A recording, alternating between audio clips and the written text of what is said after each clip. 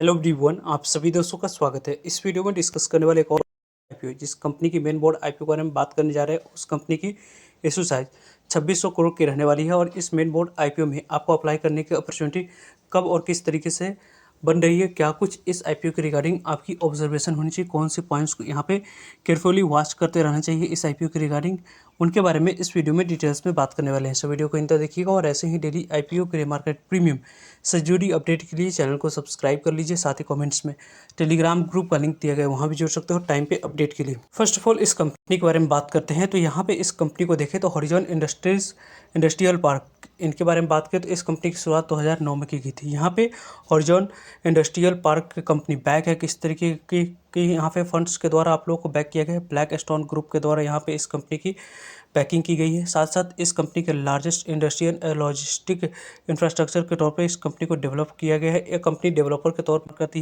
है, ऑपरेट करती है टोटल नेटवर्क, जो कि अकॉर्डिंग टू JLL रिपोर्ट के अनुसार से इस कंपनी की DRHP के अकॉर्डिंग आप लोगों को जो कम्प्लीटली यहाँ पे ओन करती है 45 लॉजिस्टिक एंड आप लोग को industrial asset across the 10 major आपको यहाँ पे सिटीज़ में इंडिया में इस कंपनी की दिख जाती है। टोटल यहाँ पे आपको 58.01 मिलियन स्क्वायर फीट में इस कंपनी की पूरी तरीके से जो लॉजिस्टिक मैनेज की जाती है, उसके लिए यहाँ पे कंपनी की वेयर हाउस दिख जाती है।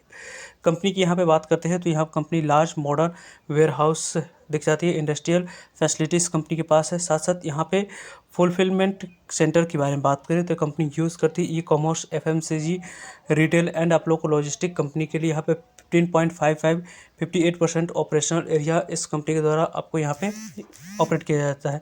इंडस्ट्रियल फैसिलिटी के लिए भी यहाँ पे कंपनी की यूज़ होती है, जो कि यूज़ करती है मैन्युफैक्चरिंग, EV, रिन्यूएबल और इलेक्ट्रॉनिक ऑटो जो इंडस्ट्रीज़ है उसके लिए यहाँ पे आपको यूज़ कंपनी करती है आपको 39% अपने पूरे यहाँ पे एरिया की। वही यदि हम लोग इन सिटी सेंटर्स के बारे में बात करें, लोकेटेड है अक्रॉस तो यहाँ पे कंज्यूमर लास्ट माइल डिलीवरी के लिए कंपनी की डार्क स्टोर हो गई, फार्मा हो गया, क्लाउड किचन की बात करें, रिटेल और सर्विस, टोटल यहाँ पे पाइपलाइन में 6.31 आपको परसेंट दिख जाती है। कंपनी के यहाँ पे 7 सिटीज़ में इस कंपनी की पूरी तरीके से प्रेजेंस दिख जाती है। कंपनी यहाँ पे एडिशनली ऑल्सो यहाँ पे ऑफर करती है, कंपनी यहाँ पे सोल्यूशन करती है, सोलर एनर्जी सोल्यूशन कंपनी की। यहाँ पे यदि हम लोग कंपनी के बारे में बात करते हैं तो यह कंपनी आपको एडिशनली जिस तरीके की जैसी सर्विस प्रोवाइड करवा रही है, उस तरीके की सर्विस के लिए आने वाले समय में इस सेक्टर में ग्रोथ की बात करते हैं तो काफ़ी अच्छी यहाँ पे in future growth 100 customer across the sector including यहाँ पे e commerce, retail, fast moving consumer goods की बात करते हैं, रिन्यूएबल एनर्जी होगी, ऑटो, यहाँ पे एंसिलरीज की बात करते हैं, मैन्युफैक्चरिंग में इस कंपनी की जो स्केल है वो टेक्निकल जो यहाँ पे कैपेबिलिटी इस कंपनी के पास है, नेटवर्क स्ट्रेटजिकली इस कंपनी के लोकेटेड साइट पे है, उसके कारण से इस कंपनी के द्वारा काफ़ी ज़्यादा ऑफर किए जाते हैं अपने पार्टनर को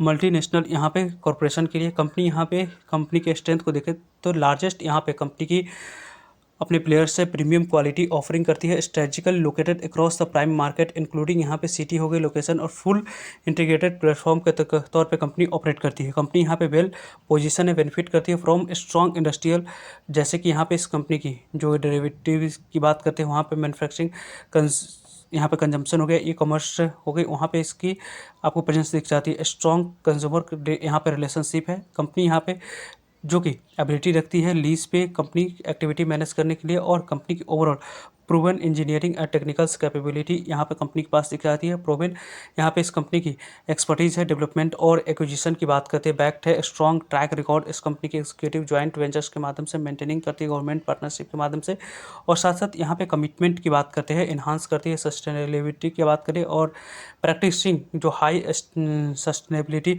स्टैंडर्ड होती है वो कंपनी आप लोग को मैनेज कर जाती है। हाईली यहाँ पे स्किल एंड आप लोग को प्रोफेशनल लीडरशिप इस कंपनी के साथ जुड़ी हुई है।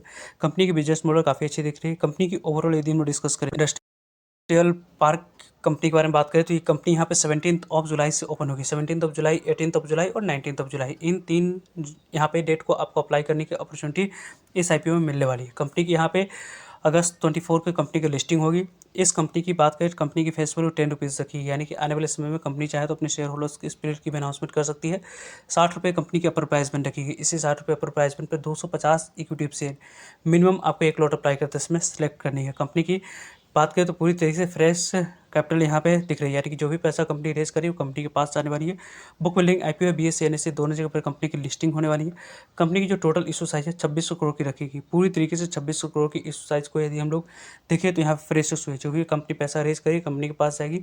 कंपनी अपनी ग्रोथ को बढ़ाने के लिए, कर्ज को कम करने के लिए पैसे की यूज़ करेगी। 50% नहीं बल्कि 75% शेयर क्यूआईबी के पास जाने वाली है, यानी कि इस आईपीओ में क्यूआईबी के पास ज़्यादा शेयर जाने वाली है। 15% शेयर आपको एनआई कैटेगरी के पास जाएगी। 10% टोटल इशू साइज की यहाँ पे रिटेलर्स के पास जाने वाली है, यानी कि आने वाले समय में इस आईपीओ में ज़्यादा नंबर ऑफ टाइम सब्सक्राइब होने की चांस रिटेलर्स कैटेगरी में रहेगी। लेकिन ओवरऑल आप लोगों को ऑब्जर्वेशन होनी चाहिए इस आईपीओ के रिगार्डिंग कि किस तरीके से कैसी परफॉर्मेंस यहाँ पे 17 अगस्त को आईपीओ ओपन होने वाली, बीच में कई डेट आप लोगों को दिख रही है। उन डेट में कंपनी की ग्रे मार्केट प्रीमियम के रिलेटेड किस तरीके से कैसी मोमेंटम दिख रही है। साथ साथ यहाँ पे आप लोगों को नंबर ऑफ टाइम्स क्या सब्सक्राइब हो रही है, मैनेजमेंट के रिलेटेड किसी भी तरह की कोई बैड न्यूज़ तो नहीं आ रही, उन सभी पॉइंट्स को आप लोगों को ट्रैक करते रहना है। कंपनी की आने वाले समय में जो टेंटेटिव डेट है उनके बारे में बात करें, 17 अगस्त इस आईपीओ की ओपनिंग डेट है, 19 अगस्त क्लोजिंग डेट है, 20 अगस्त के बारे में बात करें तो अलॉटमेंट डेट रखेगी, 21 अगस्त पैसे रिफंड करने की डेट है, 21 अगस्त डिमेट अकाउंट में शेयर को क्रेडिट करने की डेट है, 24 अगस्त को कंपनी की लिस्टिंग बीएससी एनएससी दोनों जगह पे होने वाली है, क्योंकि ऐसे मेन बोर्ड आईपीओ है उसकी वजह से। इस आईपीओ में मिनिमम 1 लॉट अप्लाई कर सकते हैं, उसके लिए 15,000 अमाउंट्स की यहाँ पे रिक्वायरमेंट दिख रही है। स्मॉल एचएनआईएनआई की बात करें 2,10,000 अमाउंट्स की रिक्वायरमेंट है।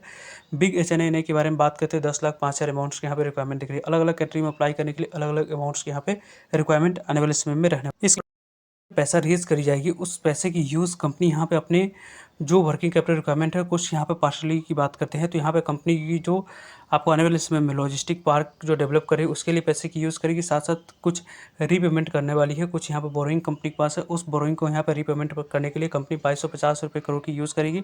और कंपनी जनरल कॉर्पोरेट पर्पज़ के लिए फर्दर यहाँ पे जो अमाउंट्स है उसके लिए यहाँ पे कंपनी यूज़ करते हुए दिखेगी। कंपनी जो लॉस में ऑपरेट कर रही है, इसके कारण से रिटर्न ऑन नेटवर्थ कंपनी की आपको उस तरीके से उतनी अच्छी नहीं दिख रही है। ईबिटा मार्जिन के बारे में बात करें 17.9.16 की है, जो कि अच्छी है। एनएवी कंपनी की 27.89 की है। प्राइस टू बुक वैल्यू 2.15 की दिख रही है। यदि कंपनी आने वाले समय में प्रॉफिटेबिलिटी यहाँ पे अचीव करती है तो इस सेक्टर में आप लोगों को जिस तरीके की जैसी ग्रोथ इन फ्यूचर दिख रही है उस ग्रोथ के अकॉर्डिंग आपको यहाँ पे काफ़ी मोमेंटम दिख। कंपनी की जो फाइनेंशियल हेल्थ है उसको यदि हम लोग देखें तो कंपनी के यहाँ पे 2024 की फिजिकल ईयर के बारे में बात करें, कंपनी के रेवेन्यू 245 करोड़ के पास थे। कंपनी यहाँ पे लॉस में भी ऑपरेट कर रही थी। कंपनी के 2025 में 439 करोड़ के पास 178 करोड़ की लॉस। यहाँ पे कंपनी 2026 में लगभग आपको यहाँ पे इस कंपनी की लगभग 767 करोड़ की कंपनी की यहाँ पे रेवेन्यू थी, वो आप लोगों को प्रॉफिट लॉस में यहाँ पे 203 करोड़ के पास रही। कंपनी यहाँ पे ईबिटा पॉजिटिव दिख रही है, लेकिन कंपनी की लॉस यहाँ पे इंक्रीज हुई है, जिसके कारण से यहाँ पे कंपनी की जो बोरिंग है वो यहाँ पे कंपनी की 784 करोड़ की बोरिंग है, जो कि यहाँ पे आने वाले समय में कंपनी की बोरिंग कम होती है तो इंटरेस्ट कंपनी के द्वारा पे आउट कम करी जाएगी, तो जिसके कारण से इस कंपनी की बैलेंस शीट यहाँ पे इंप्रूव हो सकती है। पहले तो यहाँ पे कंपनी की ग्रे मार्केट प्रीमियम को ऑब्जर्व करना है, देन यहाँ पे किस तरीके की कैसी रिस्पॉन्स दिख रही है उसके अकॉर्डिंग आप लोग को अप्लाई करने की प्लानिंग करनी है। वैसे करंटली इस आईपीओ की ग्रे मार्केट प्रीमियम में एसएच रिपोर्ट के अनुसार से किसी भी तरह की कोई कारोबार होते हुए नहीं दिख रही है। ग्रे मार्केट प्रीमियम किसी भी तरह की कोई फर्दर यहाँ पे कारोबार होती है तो वीडियो के माध्यम से आप लोगों तक अपडेट डेली की ग्रे मार्केट प्रीमियम से जुड़ी इंपॉर्टेंट अपडेट वीडियो आती है, उस वीडियो में आप लोगों तक अपडेट पहुँचती रहेगी। सो जुड़ेगा ताकि आप लोगों तक अपडेट पहुँच पाए। मिलते हैं एक नई इन्फॉर्मेटिव वीडियो में, तब तक लीजिए जय भारत।